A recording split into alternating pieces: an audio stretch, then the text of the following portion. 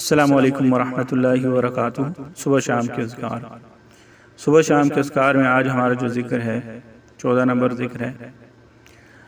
یہ مختلف کتابوں میں یہ حدیث ملتی ہے، ابو داؤد میں ملتی ہے، ترمذی میں ملتی ہے، نسائی میں ملتی ہے، مسند احمد میں ملتی ہے، سلسلہ صحیحہ میں شیخ ناصر الدین البانی رحمہ اللہ لے کے آئے ہیں اس کو۔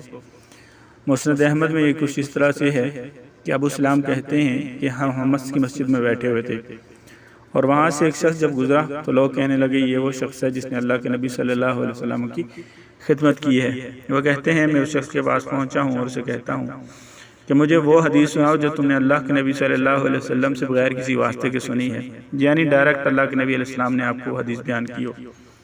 تو وہ کہتے ہیں کہ اس شخص نے فرمایا، وہ شخص کہنے لگے کہ اللہ کے نبی صلی اللہ علیہ وسلم نے فرمایا کہ جو شخص صبح کو اور شام کو 3 بار یہ کلمات کہتا ہے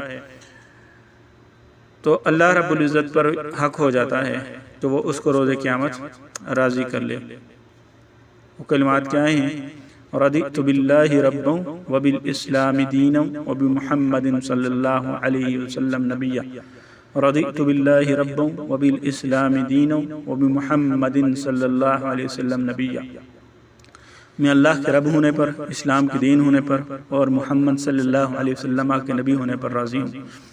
اور اسی طرح دوسری حدیث میں اس کے الفاظ کچھ یوں آتے ہیں، عن ابی سعید خدری رضی اللہ تعالی عنہ قال قال النبی صلی اللہ علیہ وسلم رضیت باللہ ربا وبالاسلام دینا وبمحمد صلی اللہ علیہ وسلم رسولا وجبت لہ الجنہ۔